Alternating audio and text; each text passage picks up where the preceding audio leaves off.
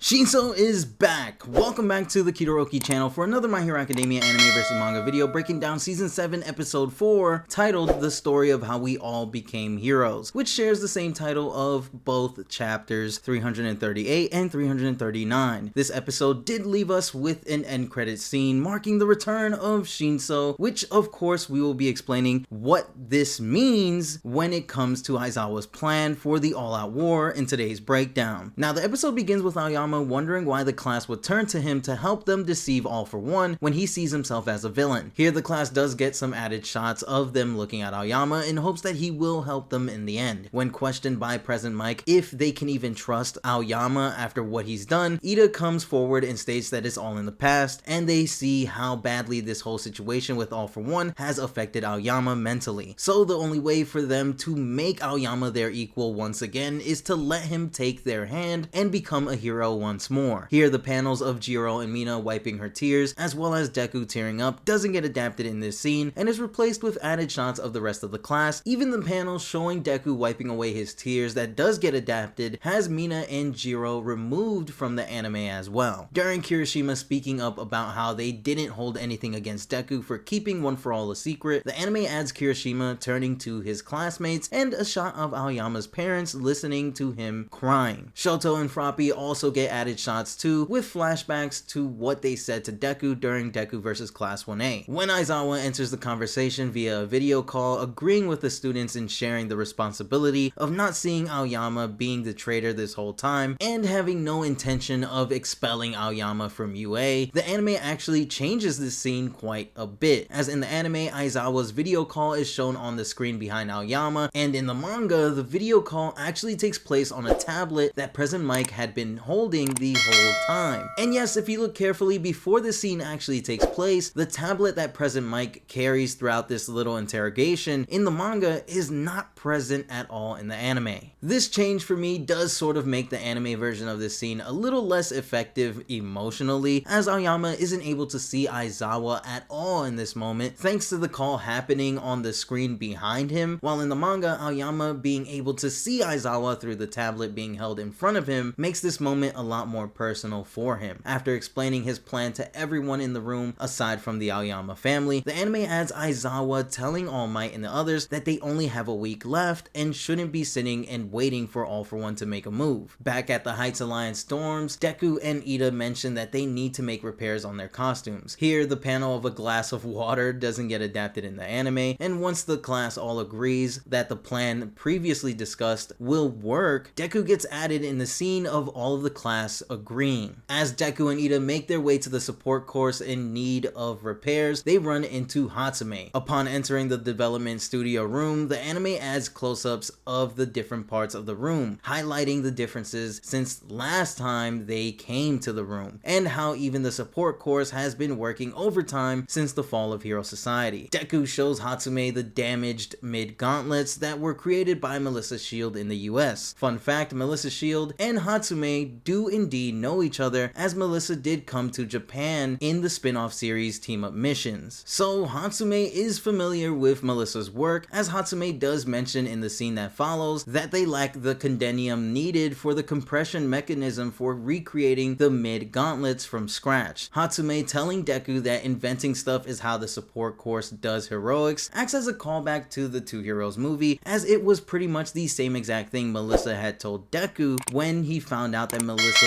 was quirkless, and her working in the support field was her way of being a hero. After casually replicating the mid-gauntlets and Ida's suit and caving in Deku and Ida's faces, she leaves them with a message for the other heroes to win this. At the front of UA, during Mount Lady's speech of Class 1A entering the search squad, Class 1A get added shots standing listening to Mount Lady. Switching over to Nejiri in the Kansai region, the anime adds in Nejiri taking down the heteromorph kaiju looking villain, as well as adding in a shot of Deku versus Shigaraki when Fat Gum tells the others that both sides are gearing up for an all-out war on every front. At the central hospital, while the heroes wait for Aoyama's test results to return, select pro heroes, police force members, and Star's brothers all meet to discuss the plan to divide and conquer the villains, a strategy used in war throughout history that keeps powerful enemies from joining forces together to fight as one, thus being able to take on each enemy individually to better guarantee an overall win. Here, when All Might mentions Star, the anime shows flashbacks to the battle, replacing the scene of Ethan still being shaken up at the loss of Star and Stripe. All for One and Shigaraki gets added into the scene of All Might stating that if All for One and Shigaraki were to attack together, the heroes don't have any hope of victory. Dabi gets an added scene as well, with the Dabi magnet getting a close-up after All Might states that they have to divide and conquer all of the league in order to win, since in order to succeed in this plan, they need Aoyama to lure All for One with a false sense of safety, unaware of the heroes making the actual first move. Here, Aoyama gets added into the scene of All Might stating that Aoyama was used by All for One his whole life. At a different part of the hospital, we see Aizawa and Aoyama face to face with each other, as the doctor reads that Aoyama's test results showed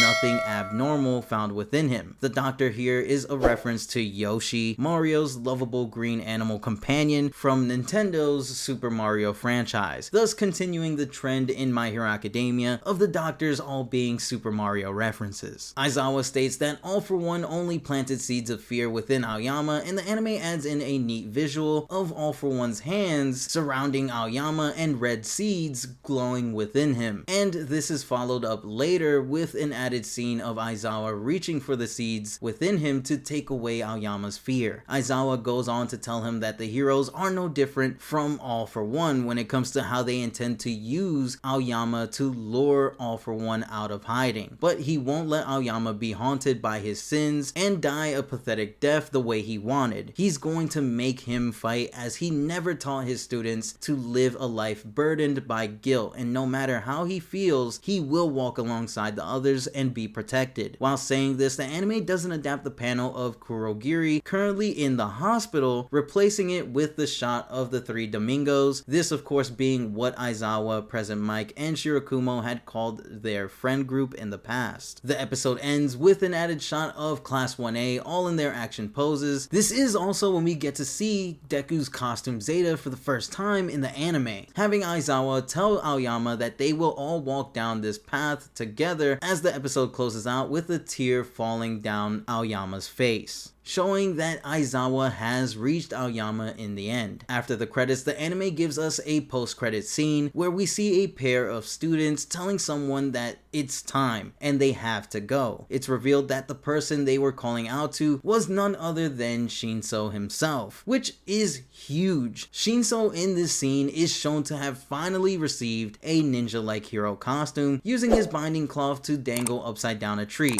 In the volume 35 extra page, it stated that if society had not fallen, Shinso would have already been a second-year student who'd completed his transfer into the hero course, which is why he had his costume made and ready to go. Taking influence from Aizawa, his costume is mostly black, making it perfect for not attracting attention. Moving on, Shinso dangling upside down in this Spider-Man-like fashion is a clear reference to Horikoshi's favorite Marvel superhero, Spider-Man. Shinso being shown in the post-credit scene means that he will be playing an important role in Aizawa's plan to fool All for One with the use of his brainwash quirk. As we know, Aizawa, after the sports festival, had taken a liking to Shinso, taking him under his wing, and over time had been training Shinso in order to transition him over to the hero course, as he has a massive amount of potential to become a great hero. And this in itself is such a big moment for Shinso, as he is now closer than ever to being the hero he always wanted to be. Now, this episode covers a total of 3 chapters, them being chapters 338 339, and 340. For the most part, this episode is setting the tone for what's to come in the all-out war, as the hero's strategy going in is to divide and conquer the villains, and in order to get this done, they have to sway Aoyama to fight for the heroes, which they successfully did in the end, making this a very solid episode overall. Anyways, let me know your thoughts on the episode and the changes made to the manga in the comment section down below. If you enjoyed the video, then be sure to Detroit smash that like button down below, and if you're new to the Kitoroki channel, then be sure to subscribe to the channel with notifications turned on so that you don't miss any My Hero Academia Season 7 breakdowns. With that said, I'll see you all in the next one.